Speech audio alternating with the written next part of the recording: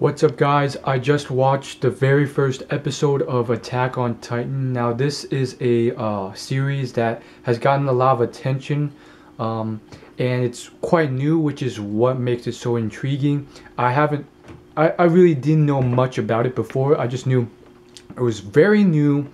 It only had a few, chapters, and only a few episodes.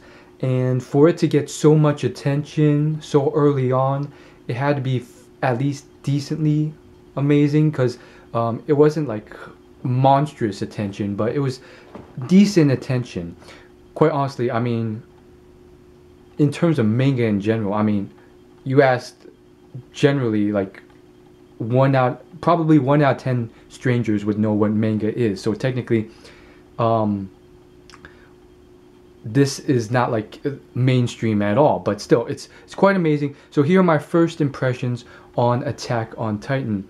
By the way, if you saw my video on what Naruto meant to me, in that video it was Halloween, and I asked two people who were living on my floor if they knew what Naruto was, and they had no idea, which boggled my mind. So I mean, I guess even like the most popular manga, still not that popular if you ask like the mainstream audience, which was just mind-boggling to me. Anyhow, by the way, I do have to add though, like those who knew what Naruto was, they didn't even like they knew like very little about it. And those who had an inkling that it was manga related, they were like, is that, I asked them like, do you know what this headband represents? And they're like, Dragon Ball Z. So that just boggled my mind to no end. Anyhow, Attack on Titan, I viewed the first episode. The entire one was pretty long, and let it be known that I already knew that it had something to do with weirdly shaped giants and then normal sized people fighting these giants. How did I know this? I've just been skimming around other YouTube manga review channels, namely just King of Lightning, really, and also just, from there I saw a lot of news on it. Apparently there's a live action film already released, which is ridiculous. I mean, how much attention does this get in terms of manga, in terms of the manga world, for it to just get a live action film? I mean, Dragon Ball Z, that is quite an establishment, and it took a long time to get a live action film. And we all know that live action is probably never going to happen for Bleach or One Piece or Naruto, and look how huge they are. And so for this to get a live action film, I mean, on the other hand, this is something that can be probably, the plot in itself is more easy to eat up from the mainstream audience. They don't have to read hundreds of chapters to get into it. The premise is very simple right off the bat, so I think this is why it can translate, especially with the new animation technology with the filming industry. Anyhow, this is getting off track. Attack on Titan, here's my first impressions. It was fairly similar to what I thought it would be, except more so. It was like, honestly, I had no idea other than it was going to be them fighting giants. So I guess you could say I went in thinking it'd start off with the fighting and so forth, but really I just went in empty-minded, and I went through it, and it was quite interesting. The premise, the start, I was thinking about reading the manga, but I decided I'm going to go through I'm going to watch this first. Most likely I'm going to watch all the episodes, then transition to the manga, because the manga is usually farther along. But I really liked the beginning. It was kind of strange, kind of creepy, but I liked that in a certain way. There's a lot of like enigma behind it with this kid. He's obviously the protagonist. He's dreaming about the past, or maybe something else. How is he dreaming about the past? I don't know. Then there's the start was just so mysterious. First we have this like this title sequence. I think it was the title sequence or the name of the chapter that was displayed, which was the part that was confusing me, because I thought at first, well, I thought it was a timestamp, because the title of the episode was "To You, 2,000 Years in the Future, the Fall of Xiangishina." Actually, the last part, the fall of Xiangishina, wasn't in it. So I'm like, okay, is this a timestamp for 2,000 years in the future? No.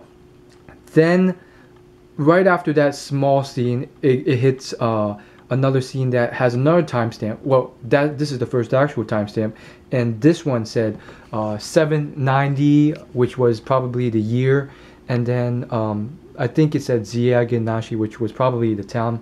So, spoiler alert, I'm sure most of you guys watching have already finished up watching Attack on Titan. So, but from what I can tell so far, they live in a small town that's surrounded by 50 meter high walls.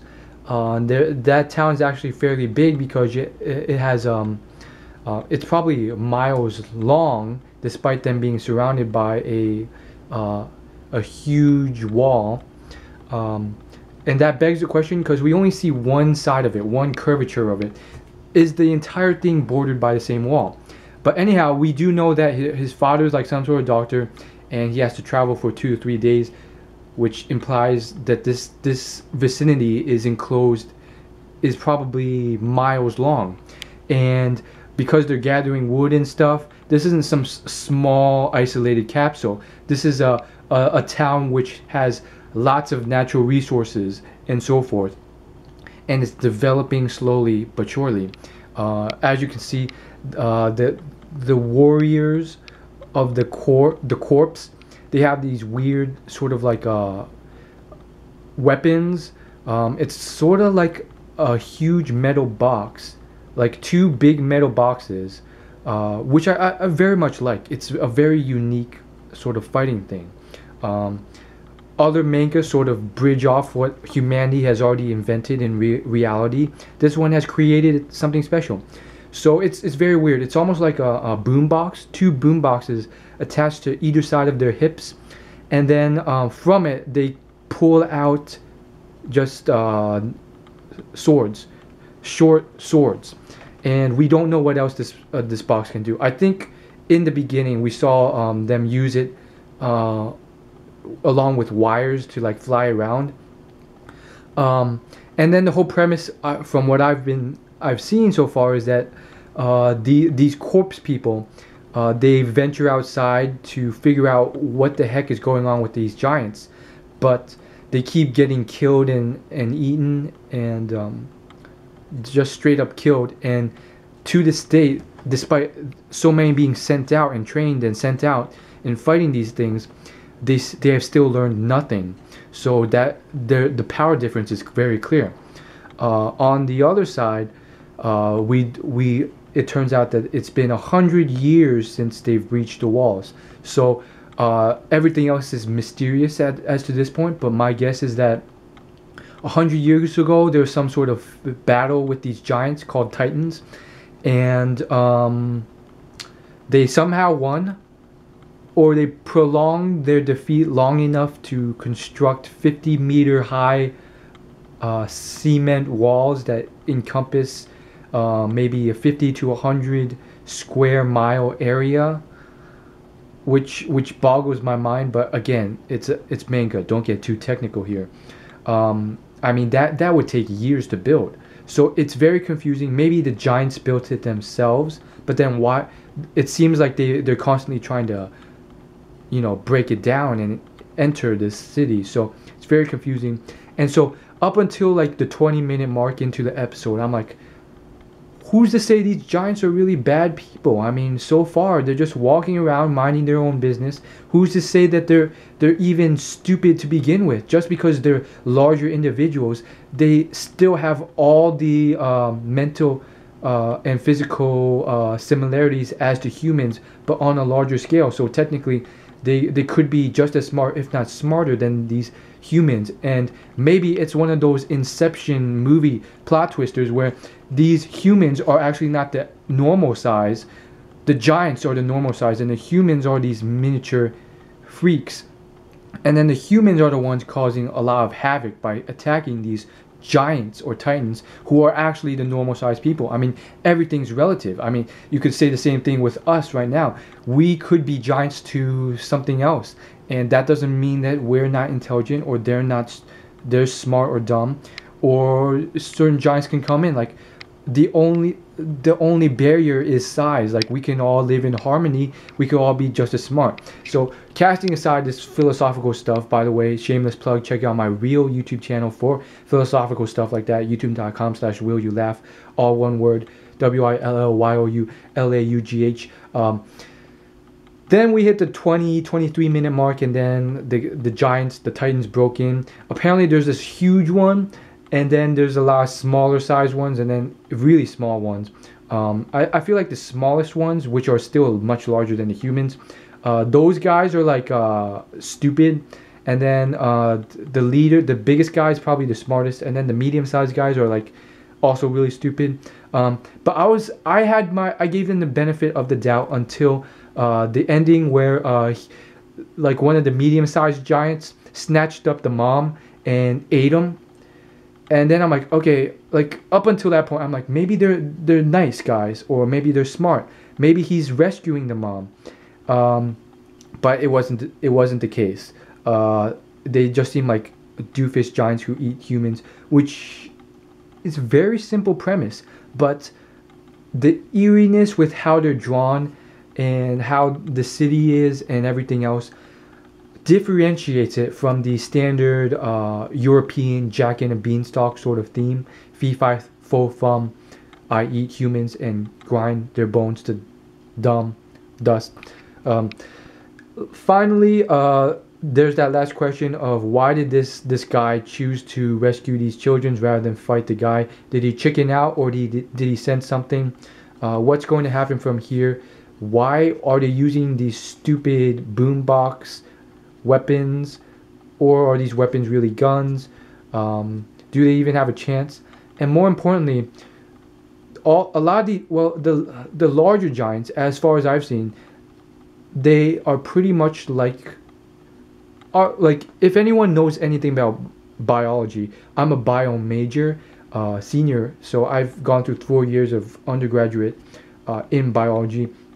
It's very obvious that the outer appearance of at least the largest giant we've seen so far, and the pictures or posters of Attack on Titan I've seen on Google, the external features resemble exactly what you'd look like if you tore away your skin. Basically, the musculature inside your skin, with everything else intact, blood vessels and so forth, give or take. So it's pretty much like you without your skin. So that's very interesting. I don't think it implies anything. I think the author just maybe has some background in biology and thought it looked cool, and just present it there and keep it an mystery and an enigma. But just to keep it like that and make us wonder. My final prediction after this is that the big guy has somehow found a way to get bigger, and therefore breach the city walls, and they may just be oafs who feed on humans, which begs the question, what have they been eating before this time for the last 100 years, since they haven't had humans? It's a good question. That's all I have to say. Let me know in the comments what you think about this in general. Do you think I should keep watching the series? What is your experience with the series? What do you think? Let me know in the comments below. I don't know if I want to continue this. It is creepy in certain ways, and I mean, certain times I've surpassed creepy. I mean, I hated, and I feel like this is one of the reasons why a lot of people hate One Piece. They think Usopp's nose is just weird, and that sort of drawing just weirds out the whole manga, and that was a very small part of the reason I was averse to One Piece, but I got over it, and One Piece turned out to be a great manga. So I don't know. There's the time issue again, and also I am watching other stuff. I'm watching movies and I'm watching TV series. Currently, Big Bang Theory, and I recently just watched The Wolverine, the new 2013 movie, and The Wolf on Wall Street. Let me know if you want me to do reviews or discussions on them in the comments. And if I get some interest, I might consider it. I've already done a review on the Wolverine on my main channel. It got 10 views, so I don't know if I want to continue. But there you have it. As always, like, favorite, comment, and subscribe.